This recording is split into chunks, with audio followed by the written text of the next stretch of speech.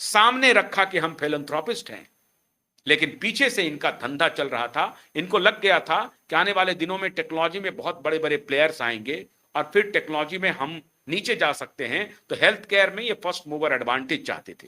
तो Rockefeller foundation के साथ, सोरोस के साथ, इन इन सब के साथ इन्होंने कोलैबोरेशन किया और फिर दुनिया भर की सरकारों, खाली भारत नहीं, अमेरिका, इंग्लैंड, फ्रांस, जर्मनी, हर जगह, चाइना तक में इसने अपने टेंटिकल्स बढ़ा दिए और दुनिया भर की सरकारों में अंदर प्रवेश करके सरकारी तंत्र को कब्जे में करके सारी पॉलिसीज बनाना शुरू किया और सामने रखा कि हम लोगों के हेल्थ केयर को सुधारने के लिए काम करने आए। मीडिया में पैसा पंप किया गया इनकी ब्रांडिंग पर। आज ये व्यक्ति खुलेआम स्वीकार कर रहा है कि एप्स्टीन में हमारा नाम है, स्वीकार कर लिया इसने। एप्स्टीन में के गंदे करतूत में इसके साथ था। एप्स्टीन जैसा घिनौना व्यक्ति, उसके साथ ये एप्स्टीन आइलैंड पर कई बार गया, स्वीकार कर लिया इसने, माफी मांग ली है, अपनी कंपनी में मेल भेज करके माफी मांगी। आज उसकी इंक्वायरी अलग होनी है, चूंकि उसमें ट्रंप भी फंसे हुए हैं, इसलिए वो बात नहीं आगे बढ़ रही। तो ये व्यक्ति किस प्रकार से, किस स्तर तक गिरा हुआ है और कैसे हमारी सरकारों में इन्होंने अपनी पैठ बनाई है। नेताओं को अपने कब्जे में किया, ब्यूरोक्रेट्स को अपने कब्जे में किया, डॉक्टर्स को अपने कब्जे में किया, साइंटिस्ट को अपने कब्जे में किया। नेचर मैगजीन और लांसेट, दो बड़े मैगजीन है पूरी दुनिया में जो साइंटिफिक मैगजीन कहते हैं, जिसके रिपोर्ट्स का हवाला देकर के हमारे जो साइंटिस्ट हैं वो बकवास करते रहते हैं। उनको नहीं मालूम है कि नेचर और लांसेट को पूरी तरह से 80% funding bill and Melinda Gates foundation कर रही है। सारे साइंटिस्ट इसने खरीद लिए, सारे डॉक्टर्स इसने खरीद लिए। जो भी इनकी भाषा बोलेगा उसको एंटी साइंस कह दिया गया। जो इनके खिलाफ अगर कोई भी एविडेंस लेके आए उसको एंटी साइंस कहा गया। अमेरिका में एक बड़े डॉक्टर समूह ने, जो आज अमेरिका का NIH का डायरेक्टर है मित्रों, डॉक्टर भट्टाचार्य, जय भट्टाचार्य, वो इन्हीं के यूनिवर्सिटी से पढ़े हुए, बड़े यूनिवर्सिटी से पढ़े हुए, उनको इन लोगों ने फ्रिंज एलिमेंट कह दिया। उन्होंने दुनिया भर के 67,000 डॉक्टरों से संपर्क करके ये peer reviewed paper, research paper सामने रखा कि ये जो सोशल डिस्टेंसिंग हमने किया था, मास्क पहनाया था, इसका कोई उपयोग नहीं है, ये कुछ भी महामारी को रोकने में कामयाब नहीं है, क्योंकि जब वायरस एयरबॉर्न हो जाता है तो उसको दुनिया की कोई शक्ति रोक नहीं सकती है, उसका इन्फेक्शन होगा ही होगा। तो फिर इन्होंने लॉकडाउन लगवाया। क्यों? सप्लाई चेन को डिसरप्ट करने के लिए लॉकडाउन लगवाया। मास्क का अब ये सारे अमेरिका में ट्रायल हो रहे हैं। दुर्भाग्यवश हम उसको दिखा नहीं पाते हैं, हमारी मीडिया दिखाती नहीं है। क्यों? हमारी मीडिया पकड़ा जाए, इनका झूठ आ जाएगा सामने कि कैसे आपने हमारी सरकार को फंसाने की कोशिश की थी। दुनिया का कोई भी प्रधानमंत्री बताइए, आपको मैं बना दूं आज प्रधानमंत्री, महामारी चारों तरफ आ जाए, आप क्या करेंगे? आप अपने सिस्टम के सारे डॉक्टर, साइंटिस्ट को बुलाएंगे, सबको बुलाएंगे, जो एक्सपर्ट्स हैं उनको बुलाएंगे, उनको बिठाएंगे, उनको कहेंगे क्या करना चाहिए। और वो अगर ये बोलने लगे कि सर लॉकडाउन लगा दो, तो मोदी क्या लॉकडाउन नहीं लगाएंगे? आप बताइए, लगाएंगे या नहीं लगाएंगे? और अगर नहीं लगाएंगे और कुछ अनहोनी होगी तो लोग क्या कहेंगे कि हमने तो सलाह दी थी, मोदी ने नहीं माना, है ना? तो अगर गलत सलाह देने लगे तो उसका भी नुकसान होगा। अब मोदी को लगा कि हमारे देश के लोग, हमारे साइंटिस्ट हमारे लोगों के साथ धोखा कर सकते हैं क्या? आज पत्ता खुल के आ रहा है, हां धोखा कर सकते हैं। धोखा किया जैसे अमेरिका में किया, उनके ही लोगों ने अमेरिकन के साथ धोखा किया। 10 million people died in US, 10 million के करीब, 1 करोड़ लोगों की मौत हुई वहां पे। और आज न्यूरेमबर्ग ट्रायल चलने की संभावना हो गई है अमेरिका में उन दोनों के खिलाफ। बाइडेन ने जाते जाते आखिरी दिन अपने प्रेसिडेंशियल पावर का इस्तेमाल करते हुए एंथनी फॉची को पार्डन दे दिया। लेकिन फेडरल गवर्नमेंट तो पार्डन दे सकती है, स्टेट गवर्नमेंट के कुछ लॉज हैं, उसके हिसाब से एंथनी फॉची के खिलाफ 3 स्टेट गवर्नमेंट ने अब मुकदमा चलाने की बात की है और हियरिंग हो रही है। इतना बड़ा क्रिमिनल, बिलियंस ऑफ डॉलर उसने अवार्ड्स में ले लिए उस दौरान। जो लोग सवाल करता था उसको एंटी साइंस कहा जाता था। जो जो जो बूटी बनाया इन्होंने, उनका इमरजेंसी यूज ऑथराइजेशन के लिए अर्ली डिटेक्शन जो था, उसका ट्रीटमेंट हो सकता था। आइवरमेक्टिन के बारे में लोग कह रहे थे, जेनेरिक दवाएं, हल्की छोटी दवाओं से लोगों का इलाज हो रहा था, लेकिन कहा कि नहीं, इसका इलाज नहीं हो सकता है। एक खास तरह के इंजेक्शन को प्रचारित किया गया, उसका नाम था रेमडेसिविर, और आपने देखा होगा उससे कितनी मौतें हुई। इसने चलवाया इसी एंथनी फॉची ने।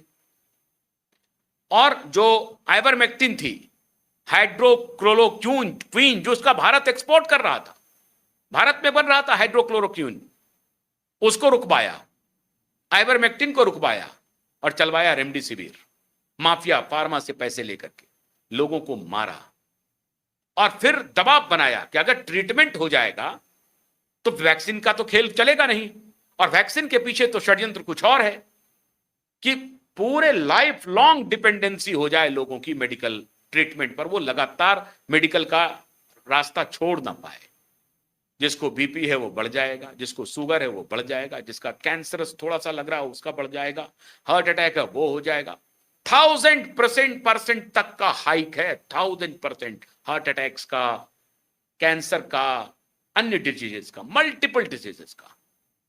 ऐसा क्यों होता? इसलिए कि फार्मा कंपनी फिर आगे बढ़ती और इनका जो डाउन जा रहा था, जो नेचुरोपैथी से लोग इलाज कर सकते थे, वो उसको दबा करके इनका धंधा चलते रहता।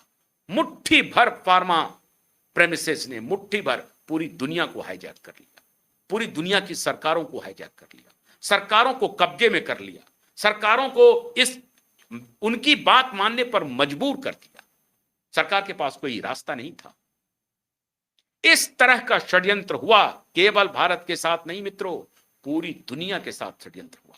आज उसी षड्यंत्रकारी लोगों के साथ यह आशुतोष रंका काम कर रहा था, ये केजरीवाल काम कर रहा था, और भारत सरकार में बैठे बड़े दुख के साथ कहना पड़ता है, हमारे प्रधानमंत्री के नाक के नीचे कुछ ऑफिसर्स, कुछ डॉक्टर, आज वो एन के अरोड़ा कहां हैं, आज वो राजेश भूषण कहां हैं, और ये बड़े बड़े हॉस्पिटल के डॉक्टर जो कार्डियोलॉजिस्ट थे, वो महामारी विशेषज्ञ बन करके प्रचार कर रहे थे, महामारी विशेषज्ञ बन के प्रचार कर रहे थे, जो कार्डियोलॉजिस्ट थे, हमारी सरकार को गुमराह करने के लिए, घेरने के लिए, कि अगर इस रास्ते नहीं चलोगे, अगर तुमने वैक्सीन नहीं दिया तो ये प्रचार कर देंगे कि ये वैक्सीन नहीं दिया, और वैक्सीन देगा उसके बाद जो परेशानी होगी तब घेरेंगे। मार्च 2025 में, फरवरी और मार्च में इन्होंने दूसरा षड्यंत्र किया। पहले षड्यंत्र में तो फंसा दिया कि अरे वैक्सीन दे दिया, वैक्सीन दे दिया, वैक्सीन दे दिया, और दूसरा षड्यंत्र किया कि देखिए इस वैक्सीन से ये नुकसान हो रहा था जो नुकसान।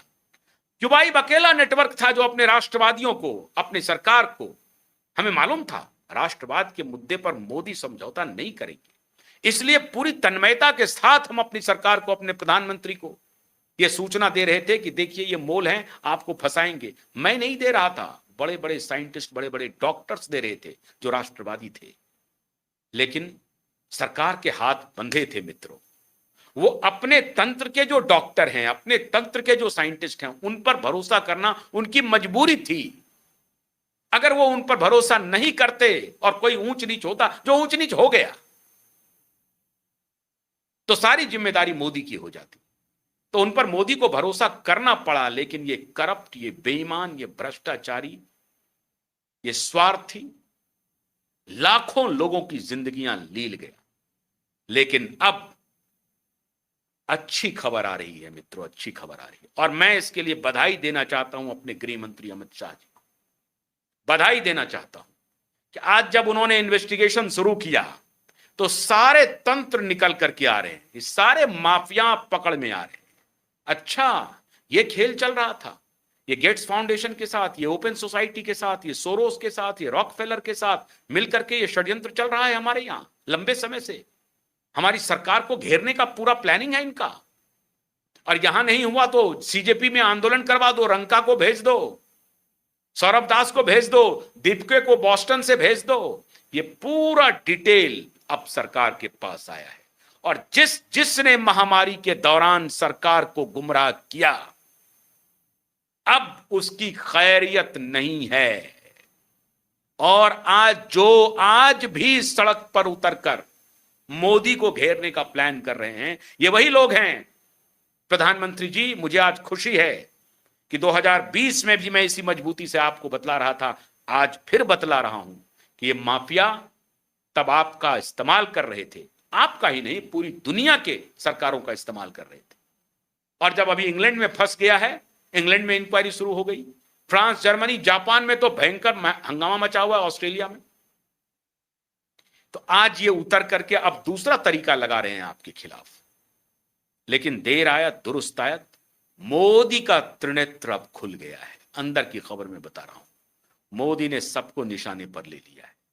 ये कौन कौन माफिया है, ब्यूरोक्रेट्स हों, डॉक्टर्स हों और इस तरह के आशुतोष रंका जैसे दलाल हों, जो गावी में काम करते हुए आज सड़क पर उतर रहे हैं। सड़क पर उतरने का Gates foundation, Soros foundation, Rockefeller foundation, Thakur foundation, कहां से पैसे आ रहे हैं? मिलियंस ऑफ डॉलर लुटाए गए, ये पैसे आए कहां से? सबकी जांच हो रही है और मोदी और शाह का डंडा इंतजार कर रहा है चलने के लिए। इसलिए देर आयत लेकिन सरकार दुरुस्त आएगी। राष्ट्रवादी सरकार पर भरोसा रखिए और देश के राष्ट्रवादी दर्शकों पर भरोसा रखिए। आप सभी हमारे इस वीडियो का अधिक से अधिक शेयर कीजिए। विदा लेने से पहले मैं आपसे फिर कह रहा हूं, हमारा QYIB.in को जरूर फॉलो कीजिए, prakashtv.in को फॉलो कीजिए और हमारे फेसबुक पेज को और X हैंडल को जरूर फॉलो कीजिए। बहुत बहुत शुक्रिया। नमस्कार।